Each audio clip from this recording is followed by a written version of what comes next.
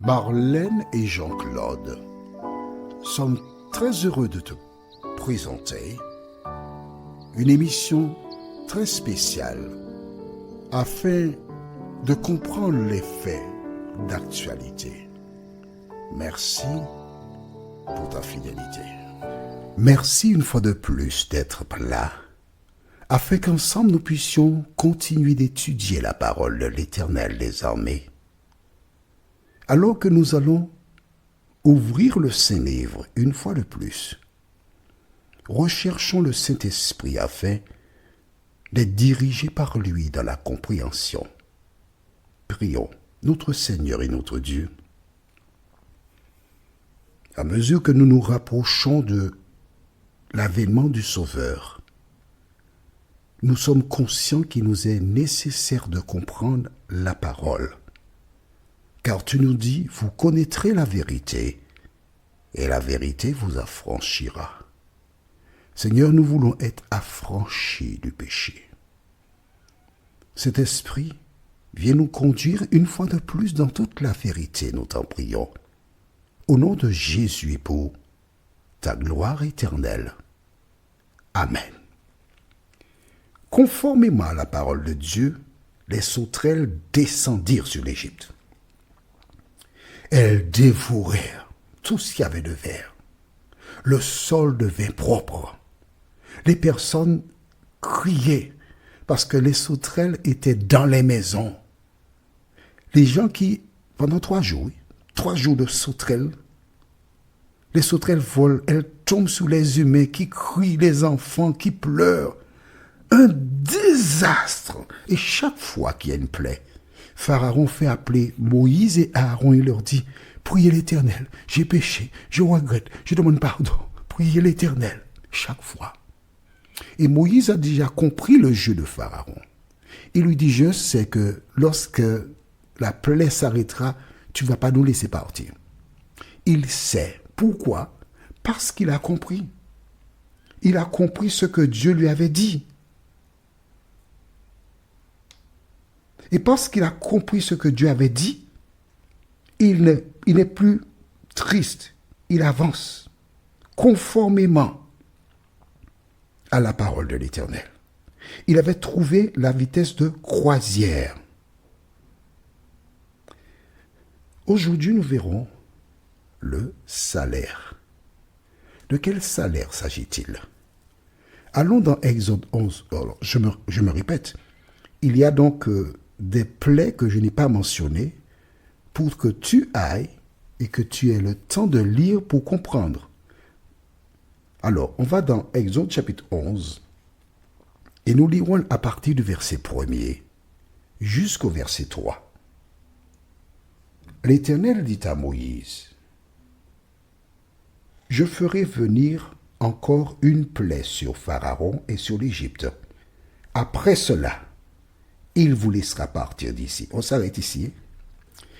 Moïse a déjà été 1 fois, 2 fois, 3 fois, 4 fois, 5 fois, 6 fois, 7 fois, 8 fois, 9 fois.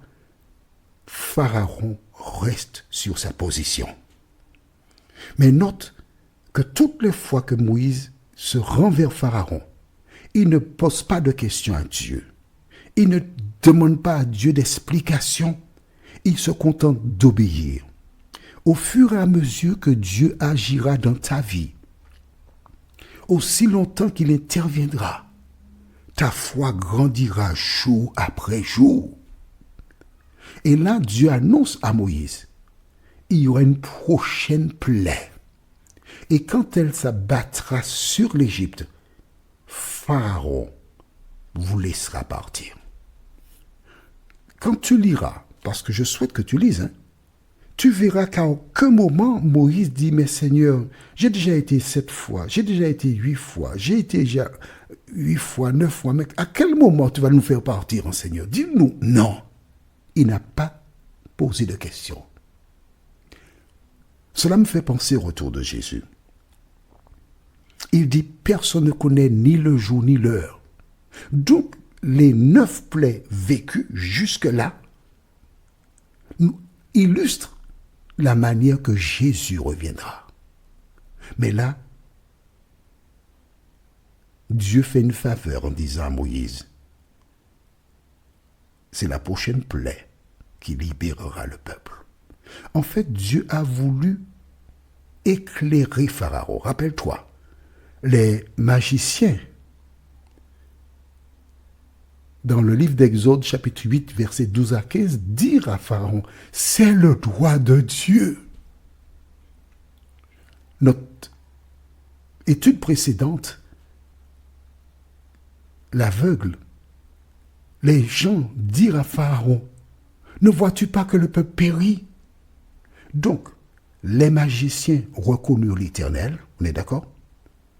L'étude précédente, nous avons vu que les gens reconnurent que c'est Dieu qui est à l'œuvre, donc l'objectif était atteint.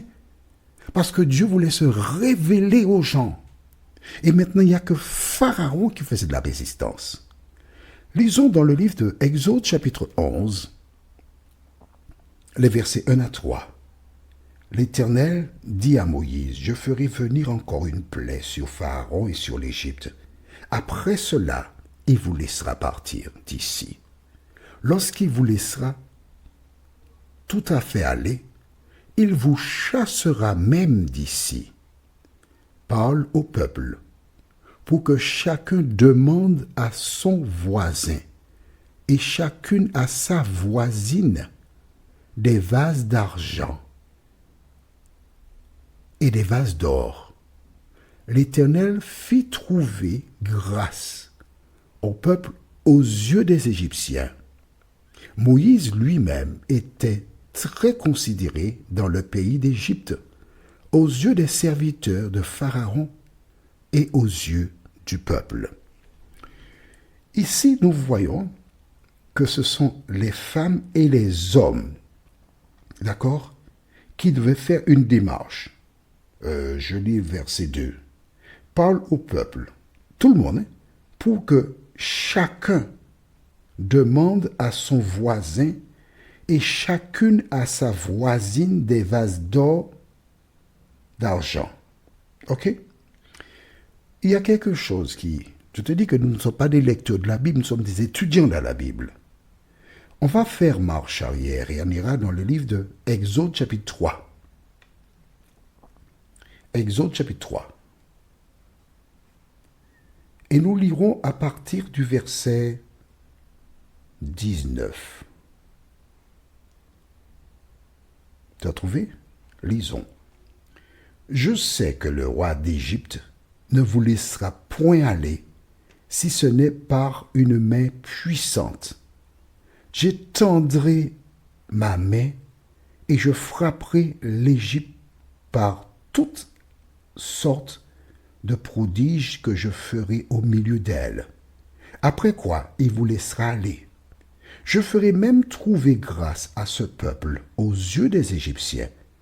Et quand vous partirez, vous ne partirez point à vide. Chaque femme demandera à sa voisine et à celle qui demeure dans sa maison des vases d'argent, des vases d'or et des vêtements que vous mettrez sur vos fils et vos filles et vous dépouillerez les Égyptiens. Je voulais juste faire deux petites parenthèses avec toi. La première, dans ce texte que nous lisons ici dans Exode chapitre 3, ainsi que celui de Exode chapitre 11, nous voyons que là, au chapitre 3, on mentionne des vases d'argent, des vases d'or.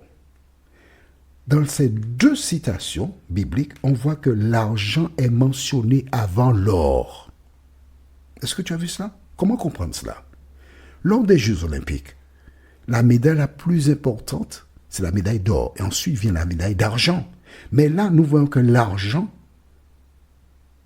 est en première position et l'or en deuxième position.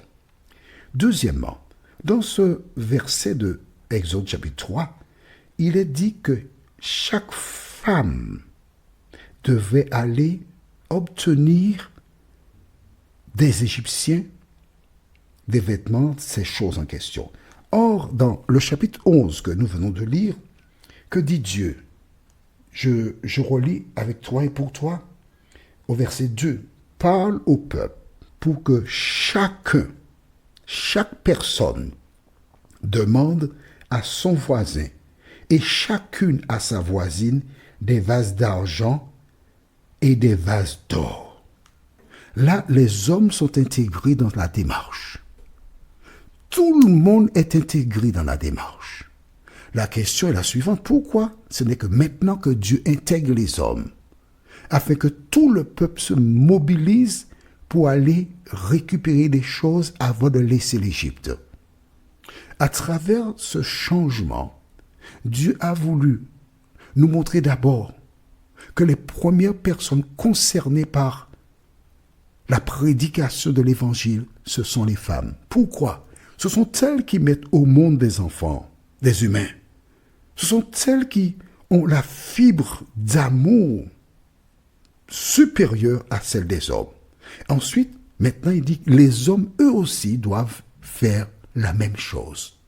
Vois-tu, dans le cadre du salut, chaque personne qui a accepté Jésus, femme, homme, enfant, doit raconter ce que le Christ a fait pour elle ou pour lui dans sa vie.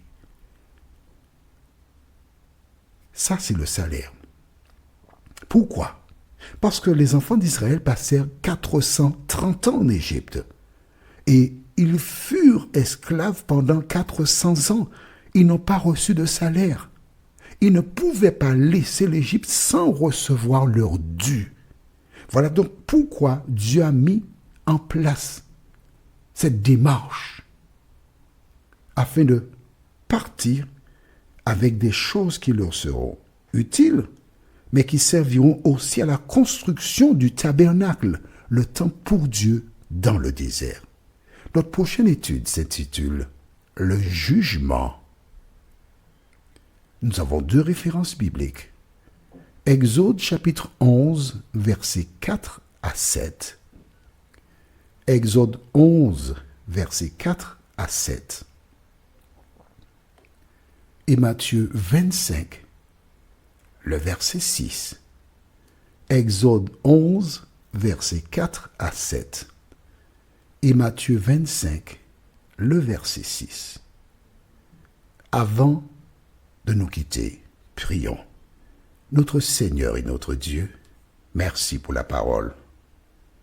Merci Saint-Esprit de continuer de nous éclairer.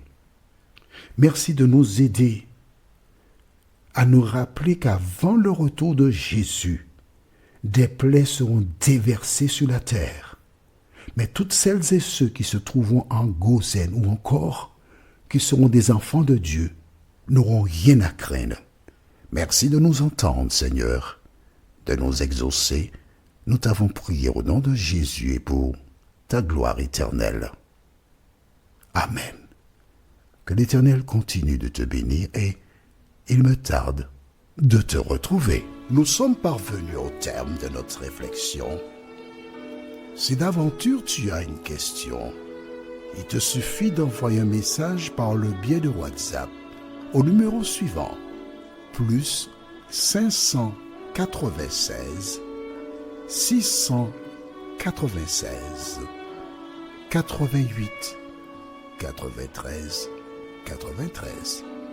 Et alors Jean-Claude, moi, je me ferai un réel plaisir de répondre à ta question.